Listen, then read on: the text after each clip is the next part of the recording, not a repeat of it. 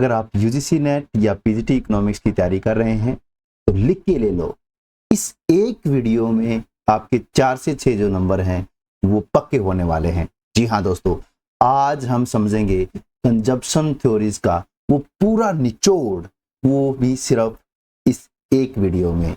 तो चलिए शुरू करते हैं आज की हमारी वीडियो, जिसमें हम पढ़ने जा रहे हैं कंजप्शन थ्योरीज, जिसमें आपको मैं classical, Keynesian, Arthur Smithies, Kuznets, permanent income hypothesis, सारी जो कंजप्शन हाइपोथेसिस है उनको हम सीक्वेंस से कवर करेंगे। तो ज्यादा ना कहते हुए बस इतना कहूंगा कि पढ़ो ऐसा कि फिर पढ़ना ना पड़े। तो चलिए शुरू करते हैं आज का हमारा टॉपिक, जिसमें हम आज पढ़ने जा रहे हैं कंजप्शन थ्योरीज। तो असल में जो कंजप्शन थ्योरीज है उनका जो कंसेप्ट है वो आपका इकोनॉमिक्स में कहाँ से आया। तो आप जब केंजियन इकोनॉमिक्स को पढ़ते हैं, जब आपने एक्सपेंडिचर मेथड को देखा जहां पर हमने जीडीपी को निकाला था, तो आपने कहा था कि सर हम जब एक्सपेंडिचर मेथड को देखते हैं तो वहां हम देखते हैं कि जो टोटल हमारी जीडीपी होती है वो होती है C+I+G। अगर हम क्लोज इकोनॉमी की बात करें और हम 3 सेक्टर की बात करें, ध्यान से समझिएगा मैं क्या कहना चाह रहा हूं। जीडीपी जो मैंने अभी आपके सामने लिखी है वो आपको लिखा है मैंने 3 सेक्टर, है ना। ये आपका जो है वो हाउस होल्ड सेक्टर है, आई जो है आपका प्रोड्यूसर सेक्टर है, और जी जो है वो आपका गवर्नमेंट सेक्टर है।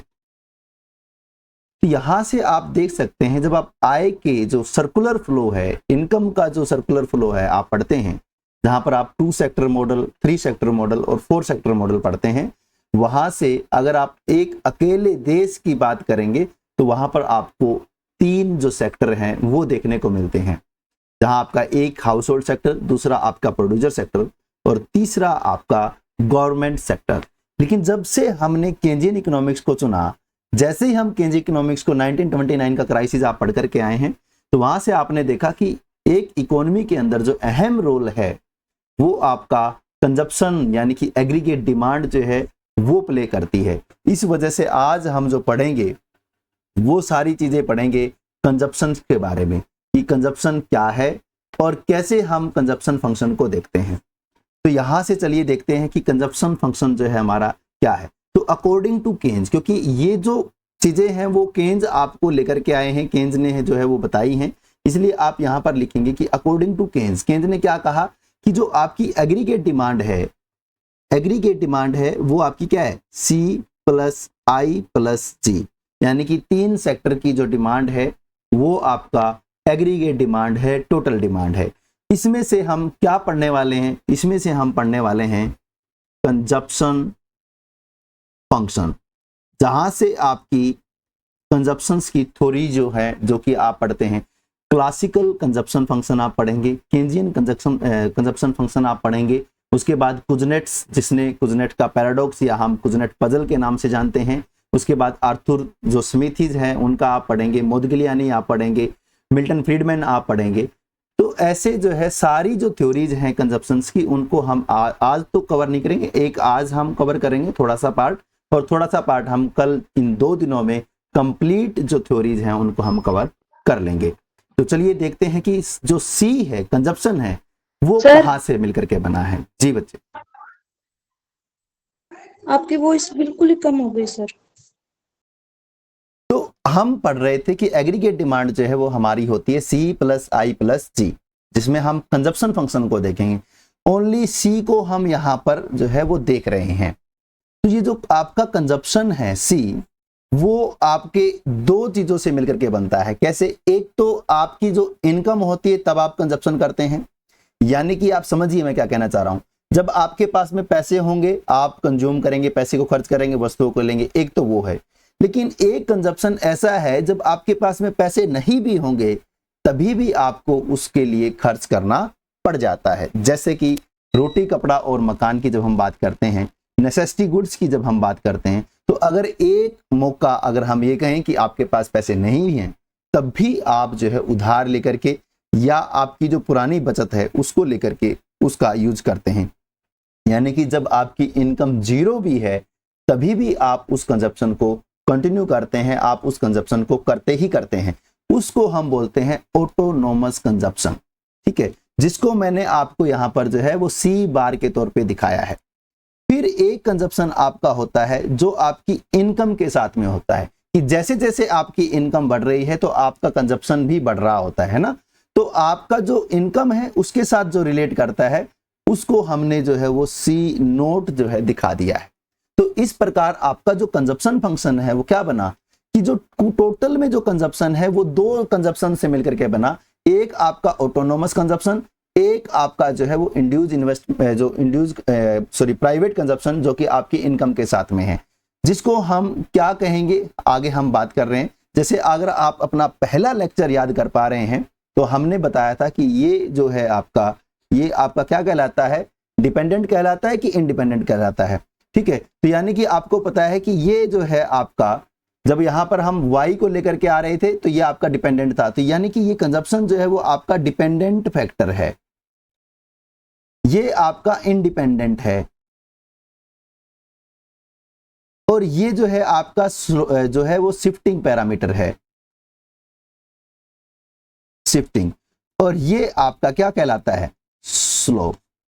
तो अभी आपने ये सारे जो फंक्शंस हैं ये आपने देख लिए कि जो भी आपका एक इक्वेशन है उस इक्वेशन में से कौन सी चीज क्या है, ये आप पहले लेक्चर में पढ़ करके आए हैं। अभी मेरे को इस पे ज्यादा एक्सप्लेनेशन की मेरे को नीड नहीं लगती कि आपको समझाने की आवश्यकता है कि कौन सा स्लोप है और क्यों है। फिर भी हम बात करेंगे कि जो भी कंजप्शन फंक्शन होता है उसके अंदर सी बार जो है वो आपकी उस कंजप्शन को दिखा रहा है, उस कंजप्शन को बताता है। जब कंज्यूमर की इनकम जीरो होती है तब भी वो उस कंजप्शन को करता ही करता है, यानी कि वो उन गुड्स को कंज्यूम करता ही करता है, जिसको हम ऑटोनोमस कंजप्शन कह रहे हैं। फिर हमने कहा कि जो आपका सी नोट है वो आपका स्लोप भी है और आपका वो कंजप्शन है जो इनकम के साथ में जुड़ा हुआ है। अगर आपकी इनकम जीरो होगी तो आपका सी नोट भी जो है वो जीरो हो जाएगा। चलिए इसको हम एक न्यूमेरिक तरीके से समझते हैं कि जो हम कहना चाह रहे हैं वो असल में क्या चीज हम कहना चाह रहे हैं। तो देखिए सी जो है उसके इक्वल हमने क्या रखा, सी bar plus C naught Y हमने रखा। अब हम क्या करते हैं, हम कहते हैं कि जो y है उसका हम वैल्यू जीरो पुट कर देते हैं। तो अगर हम y को जीरो पुट करेंगे तो हम कहेंगे c is equal to C bar plus C naught. y की वैल्यू क्या कर दी हमने, जीरो कर दी। तो आपको पता है अगर ये जीरो है तो ये टोटल जो है वो जीरो हो जाएगा, तो c is equal to C बार। अब आप ये देख रहे हैं कि जब आपकी इनकम जीरो हो गई तो आपका जो सी नोट है वो भी जीरो हो गया, यानी कि हम ये कहेंगे कि टोटल में है जो आपका इनकम के साथ में जो कंजप्शन है वो भी जीरो हो गया, लेकिन फिर आपका जो कंजप्शन है वो आपके ऑटोनोमस कंजप्शन के बराबर बच जाता है। तो ये भी आपको ध्यान करना है कि जब इनकम के साथ में या आपसे ऐसे क्वेश्चन भी वो पूछ सकता है कि जब इनकम जीरो है, जब इनकम जीरो है तो इनमें से जो कंजप्शन है वो किसके बराबर होगा। तो आपको ये ध्यान करना है कि जब इनकम जीरो है तो कंजप्शन जो है वो आपके ऑटोनोमस कंजप्शन के बराबर होगा। और यहाँ पर इसको हम इस प्रकार से डायग्राम से दिखाएंगे, जो आपका हम यहाँ देखते हैं कि यहाँ पर आप जो है वो इनकम को लेते हैं, यहाँ पर आप जो है वो कंजप्शन को लेते हैं। तो आप ये देखेंगे कि यहाँ पर हमने क्या कहा कि जब आपकी इनकम जीरो है तो ये y है, यहाँ पर आपका ओरिजिन है, यहाँ पर आपका जीरो है, तब भी आपको कंजप्शन आ रहा है, यानी कि ये आपको कंजप्शन आ रहा है। तो ये कंजप्शन आपका जो है वो सी बार है, ऑटोनोमस कंजप्शन है। लेकिन अब आप ध्यान करेंगे जैसे आपकी इनकम जो है वो बढ़ रही है वैसे वैसे आपका कंजप्शन जो है वो भी बढ़ रहा है। जैसे हम इसको यहाँ रख लेते हैं तो आपने देखा कि जैसे जैसे आपकी इनकम बढ़ रही है वैसे वैसे आपका कंजप्शन बढ़ रहा है। तो ये जो आपकी लाइन है जो आपकी बता रही है सी नोट वाई को, यानी कि इनकम बढ़ने के साथ में जो कंजप्शन बढ़ता है वो आपका सी नोट वाई बताता है। यानी कि अब आपको जस्ट इतना सा देखना है कि क्या स्लोप है, ठीक है ना। स्लोप जो है हमने सी नोट को हमने स्लोप जो है वो क्यों बोला है, तो इसको भी हम एक बार प्रूफ कर देते हैं।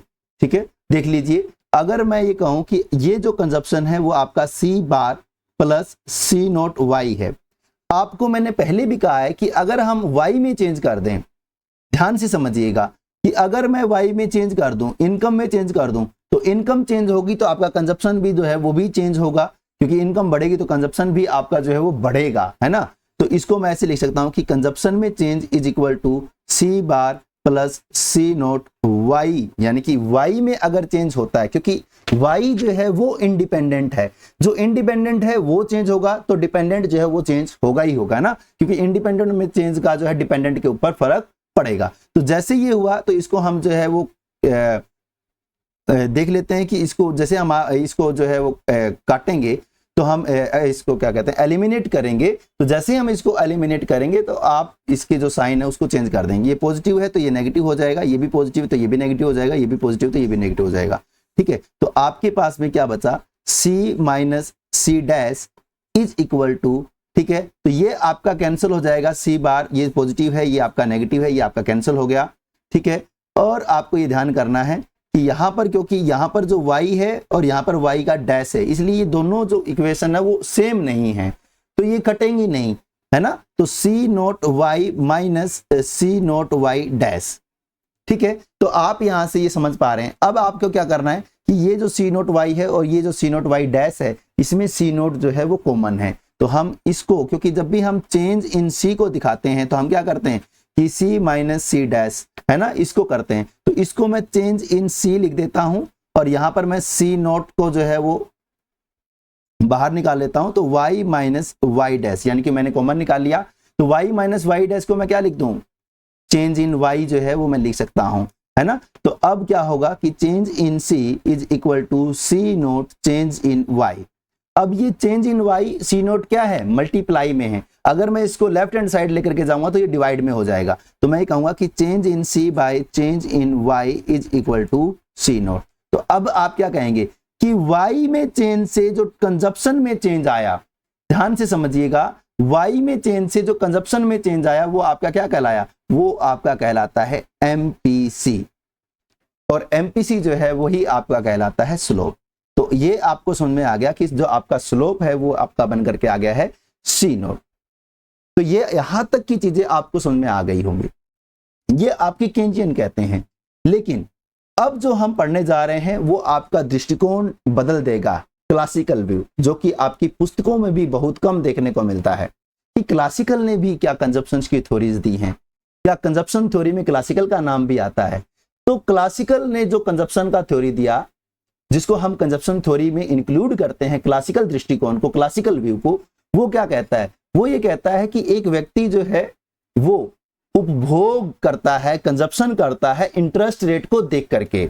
यानी कि क्लासिकल क्या कहना चाह रहे हैं, क्लासिकल कहते हैं कि कोई भी व्यक्ति कंजप्शन जब करेगा ना तो इंटरेस्ट रेट को देख करके करेगा, या हम रेट ऑफ इंटरेस्ट को बोल दो, है ना। बात एक ही है, अगर रेट ऑफ इंटरेस्ट ज्यादा है, ध्यान से समझिएगा, अगर ब्याज की दर जो है वो ज्यादा है तो कंजप्शन जो है वो कम करेगा। क्यों, इसके बारे में बात करते हैं।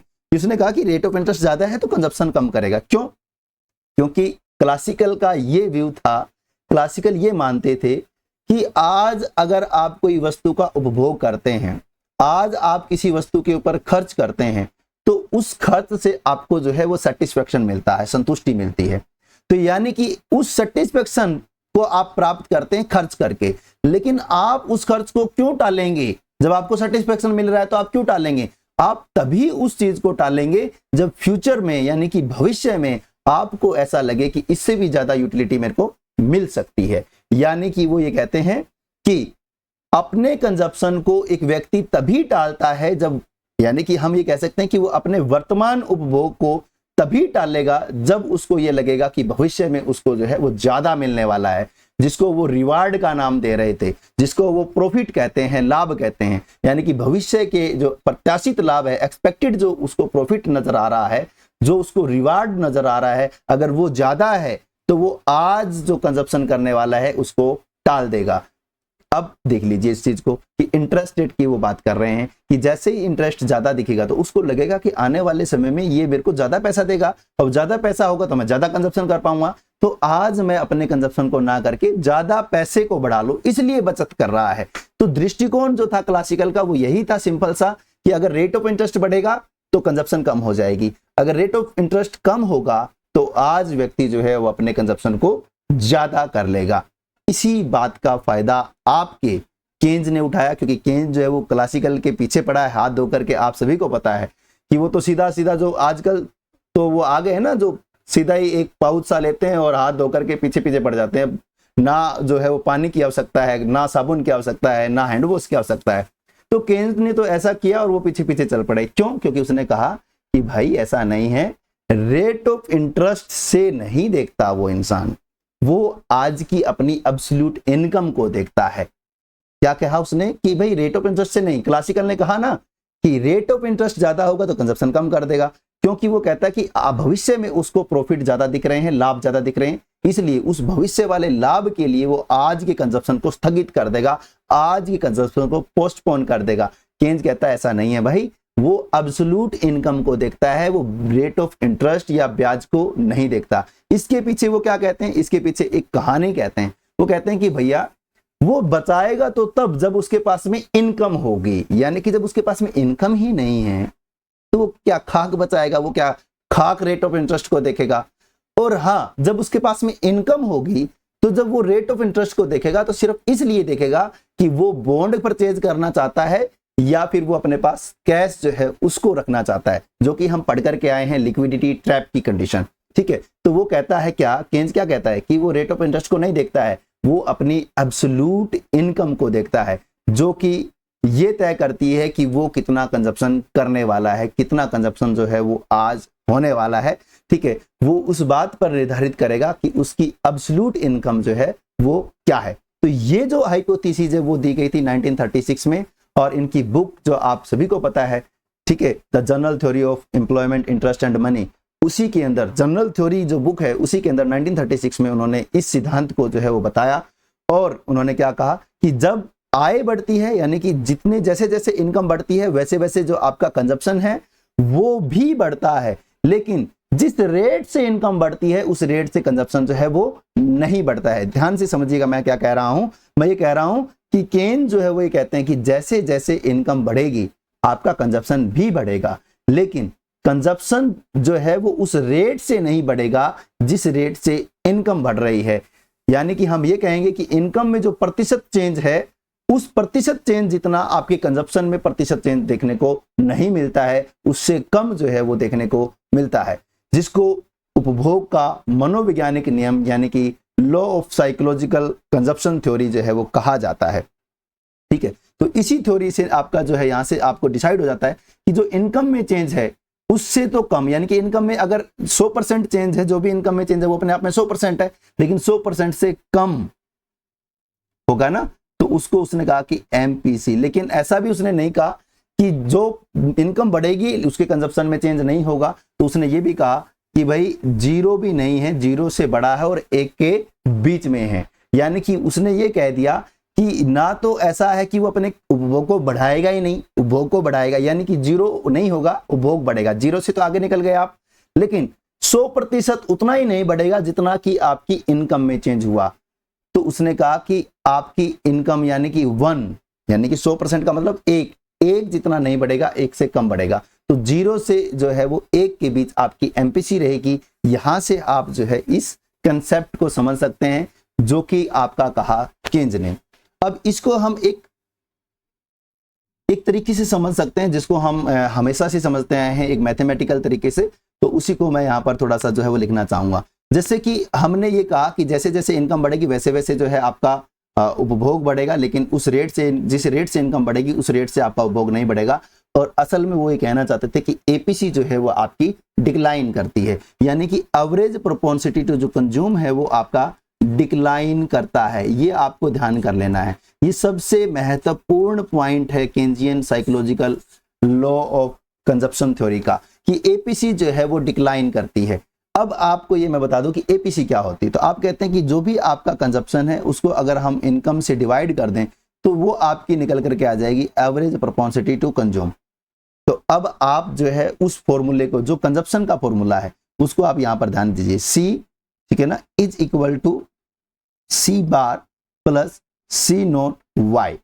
अब आपने क्या करना है, आप अगर इस साइड को जो है वो अगर डिवाइड कर रहे हैं वाई से, तो आपको जो राइट हैंड साइड है उसको भी डिवाइड करना पड़ेगा, यानी कि बोथ साइड जो है आप वाई से डिवाइड करेंगे। तो बोथ साइड जो है वो वाई से डिवाइड करने पर ये आपका हो गया y, यहाँ पर भी आपका आ जाएगा y और यहाँ पर भी आपका आ जाएगा y। तो यहाँ आप देखेंगे c बाई वाई जो है आपको पता है क्या बन गया APC। तो आप कहेंगे APC इज इक्वल टू, ये y से ये y कैंसिल हो जाएगा, तो आपका बचा c bar by y plus c naught. ठीक है, आप ये ध्यान करेंगे, ये आपकी फर्स्ट इक्वेशन जो है वो बन करके रेडी हो गई है। अब इस इक्वेशन में हम अपनी जो चीजें हैं उसको पुट करेंगे, यानी कि इनकी वैल्यू जो है उसको पुट करेंगे। तो हम कह देते हैं कि जो c बार है उसको हम सपोज करते हैं कि ये आपका जो है वो ले लेते हैं कि 10 है। ठीक है, y जो है वो भी आप जो है इसको 10 ले लेते हैं। c नोट आपने देखा है कि c नोट जो है वो 1 से छोटा होगा और 0 से बड़ा होगा, तो इसको हम 0.8 ले लेते हैं, है ना। देख लीजिए, अब इसको पुट कर देते हैं कि APC, तो c बार कितना है 10 इज इक्वल टू 10, y कितना है 10 प्लस c नोट कितना है 0.8। तो टोटल में जब हम इसको काटेंगे तो ये आ जाएगा, यहाँ पर आ जाएगा आपका 1, तो ये आपका बन जाएगा 1 प्लस 0.8, तो आपका आंसर आ गया 1.8। ये तो ठीक है, ये तो आपकी पहली कंडीशन हो गई। अब आपने क्या करना है, आपने इनकम को इंक्रीज कर देना है, क्योंकि हमने यही तो पढ़ा है कि इनकम बढ़ेगी तो कंजप्शन भी बढ़ेगा, लेकिन कंजप्शन उतना नहीं बढ़ेगा जितना इनकम बढ़ेगी। यानी कि APC जो है वो आपकी डिक्लाइन करती है। तो APC डिक्लाइन कर रही है कि नहीं कर रही है, तो तब पता चलेगा ना जब हम दो कंडीशन लेंगे और दोनों को कंपेयर करेंगे। ठीक है, तो अब हम जो है यहाँ पर इस चीज का कंपैरिजन करने वाले हैं, क्योंकि इनकम को बढ़ाना है। तो इनकम 10 की जगह हम जो है इसको 20 कर लेते हैं। तो रेड जो है उस पर ध्यान कीजिएगा, 20 जो है वो बन जाएगी। तो अब मैं वापिस से APC इज इक्वल टू, तो c बार कितना है आपका 10, y कितना हो गया अब 20 प्लस 0.8। अब आपने यहां पर देख लिया कि हमने इनकम को 10 से बढ़ा करके 20 कर दिया है। तो अब यहां आप देखेंगे जब आप इसको काटेंगे तो आपका 0.5 जो है वो बन जाएगा। तो 0.5 प्लस 0.8 आपका क्या बन गया 1.3। तो यहां पर आप देखेंगे ये जो APC है आपकी वो 1.8 है, और यहां पर जैसे इनकम बढ़ी, इनकम जो है आपकी इंक्रीज हुई, तो आपका APC जो है वो कम हो गया। तो यहां से आपने ये प्रूव कर दिया कि जैसे जैसे इनकम बढ़ती है आपका कंजप्शन भी बढ़ता है, लेकिन आपकी APC जो है वो डिक्लाइन करती है, जो कि केन्स कह रहे थे। और ये आप इसको मैथमेटिकली आपने इसको प्रूव भी कर दिया है, और आप इस बात को जो है वो पूरी तरह से याद रखेंगे। तो अगर APC डिक्लाइन करेगी तो इकोनॉमी जो है उसके अंदर आप देखेंगे कि रिसेशन तो बना ही रहेगा। कैसे? क्योंकि APC बार बार कंजप्शन अगर आपका धीरे धीरे कम हो रहा है, अगर आपका कंजप्शन कम हो रहा है तो इसका मतलब क्या हुआ कि आपकी एग्रीगेट डिमांड जो है वो कम हो रही है। एग्रीगेट डिमांड कम हो रही है तो आप ये कहेंगे कि डिमांड कम होने का मतलब क्या है, रिसेशन में चले जाना। इसी को केन जो है वो सेकुलर स्टैग्नेशन कहते हैं। ये आप ध्यान करेंगे, ये कंसेप्ट जो है यहां से बार बार पूछा जाता है, सेकुलर स्टैग्नेशन।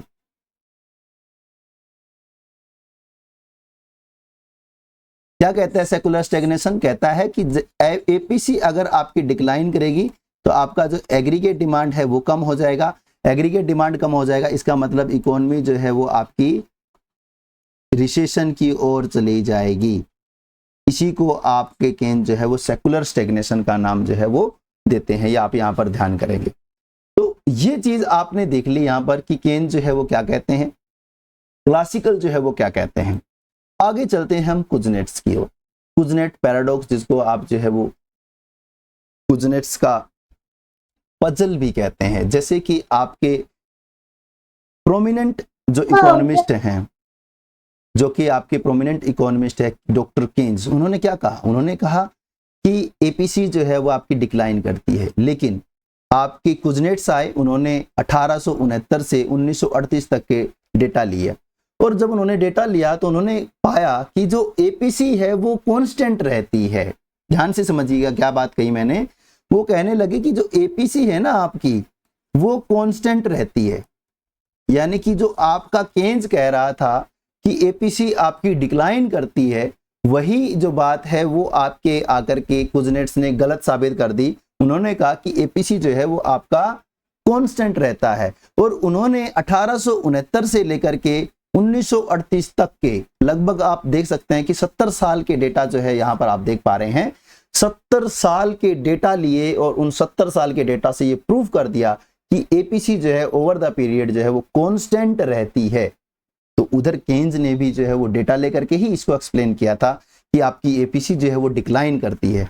तो यहाँ पर एक समस्या आ गई इकोनॉमिस्ट के सामने, सारे अर्थशास्त्रियों के सामने एक जो है वो पजल आ गई, जिसको कुजनेट पजल के नाम से जाना गया, जिसको आप कुजनेट का पैराडॉक्स भी पढ़ते हैं, जिसको आप कुजनेट की हाइपोथेसिस कहते हैं, consumption theory of Kuznets, Kuznets hypothesis, Kuznets paradox, Kuznets puzzle. क्या कहती है पजल कि केन्स सही है या आपका जो कुजनेट्स हैं वो सही है। चलिए क्या कहता है कुजनेट्स, उसकी बात भी हम कर लेते हैं कि उसको भी हम एक बार सोल्व करते हैं, जैसा कि हमने पीछे सोल्व किया है केंजियन में, उसी तरीके से मैथमेटिकल तरीके से इसको समझने की कोशिश करते हैं। क्या था आपका कि जो आपकी कंजप्शन है उसका फंक्शन क्या कहता है कि सी bar plus C naught Y. यहां आपको बिल्कुल सीधा सीधा समझ में आ रहा है। तो जो कंजप्शन है आपकी उसको अगर हम एपीसी में कन्वर्ट करेंगे तो सी bar by Y plus C naught Y bye Y, और ये वाई से ये वाई आपका कैंसिल हो जाएगा और ये आपकी बन जाएगी APC is equal to C bar by Y plus C naught. अब आप ये कहेंगे सर ये तो बिल्कुल सेम वही जो है वो इक्वेशन है। यस, इक्वेशन बिल्कुल सेम है, लेकिन कुजनेट्स ने डेटा जब लिया तो उसने क्या पाया कि जैसे जैसे आप लंबे समय पे जाते हैं तो आपका जो ऑटोनोमस कंजप्शन है वो भी बढ़ जाता है। तो उसने कहा कि देखिए यहां पर हमने क्या लिया था, 10 लिया था, ठीक है, यहां पर y भी हमने कितना लिया था, 10 लिया था, प्लस 0.8 हमने यहां पर लिया था। तो टोटल जब हमने यहां पर लिया तो हम ये कह सकते हैं, जैसे सपोज करते हैं, मैं ये कहता हूं कि यहां पर जो आपका ऑटोनोमस कंजप्शन है वो हम मान लेते हैं कि 100 में से हम 60 ले रहे हैं, यानी कि 0.6 आपका हो जाएगा। तो 0.6 प्लस 0.8, तो टोटल आपका जो एपीसी है वो क्या बन गया, 1.4 जो है वो आपका टोटल में एपीसी बन करके रेडी हो गया। ये आपका एपीसी हो गया। अब हम क्या करते हैं कि हम इनकम को बढ़ा देते हैं। जैसे ही इनकम बढ़ेगी तो आपका जो ऑटोनोमस कंजप्शन है वो भी बढ़ जाएगा, वो भी उतने में बढ़ जाएगा। यानी कि ये जो 100 में से कितना कर रहा है, 60%, है ना, कि जो टोटल 100 रुपए की जो इनकम है उस 100 रुपए की इनकम का 60% जो है वो आपका ऑटोनोमस है। तो अगर ये 100 रुपए में से 60% जो है वो आपका ऑटोनोमस है तो अगले 100 में भी आपका 60% जो है वो ऑटोनोमस है। सिंपल सी बात है। तो उसने कहा कि इनकम जब आपकी बढ़ी 100 की बजाय कितना हो गई, 200 रुपए हो गई, तो ऑटोनोमस कंजप्शन आपका 120 रुपए हो गया। 120 डिवाइड बाय 200 प्लस 0.8। तो जब आप इसको काटेंगे तो ये भी आपका जो है वो पॉइंट जो है वो 0.6 हो जाएगा, 0.6 हो जाएगा, यानी कि 0.6 आपका जो है यहाँ पर हो जाएगा। यहाँ भी आप जो है देख सकते हैं कि आपका जो रिजल्ट है वो 1.4 ही रहा। यानी कि जब आपकी इनकम बढ़ी तब भी आपका एपीसी जो है वो सेम है।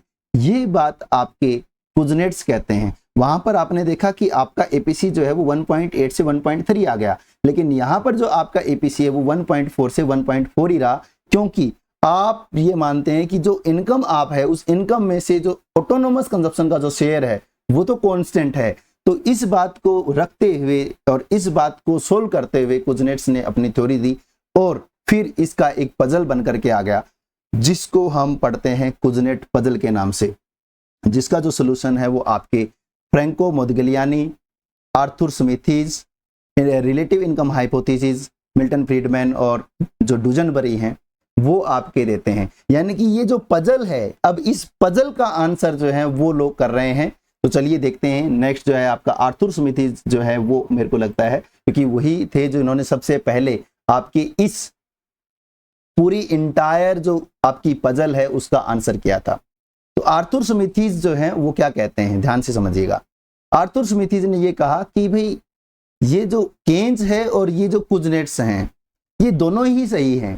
केन जो है वो शॉर्ट रन की बात करता है और जो कुजनेट्स जो है वो लॉन्ग रन की बात करते हैं। ध्यान से समझिएगा, केन जो है वो शॉर्ट रन की बात करते हैं। तो अब यहां से आपको एक कंसेप्ट जो है वो क्लियर हो जाता है कि अगर वो आपसे पूछे कि शॉर्ट रन में कंजप्शन फंक्शन क्या होगा और उसमें एपीसी कैसी होगी, तो आप कहेंगे कि शॉर्ट रन में जो आपका एपीसी है वो डिक्लाइन करता है। लॉन्ग रन में आपका एपीसी कैसा होगा, तो आप कहेंगे कि लॉन्ग रन में जो आपका एपीसी है वो कांस्टेंट रहता है ओवर द पीरियड। अब आर्थर समिति जो है इसके साथ में अपना जो सिद्धांत देते हैं जिसको हम ड्रिफ्ट थ्योरी के नाम से जानते हैं। ड्रिफ्ट थ्योरी, उसमें क्या कहते हैं, ड्रिफ्ट थ्योरी की जो थ्योरी है उसमें आर्थर स्मिथीज क्या कहते हैं, आर्थर स्मिथीज ने ये कहा कि ये अल्पकालिक उपभोग है, यानी कि आपका शॉर्ट रन कंजप्शन है जो कि केन्ज ने दिया, और एक आपका जो है लॉन्ग, या आप उसको जो है दीर्घकाल कह सकते हैं कि जिसमें आपको कुछ नेट्स ने जो है वो हाइपोथेसिस दिया। दोनों ही सही हैं और इसके पीछे का रीजन जो है वो इन चार चीजों को बताते हैं। एक तो वो बताते हैं अर्बनाइजेशन, शहरीकरण।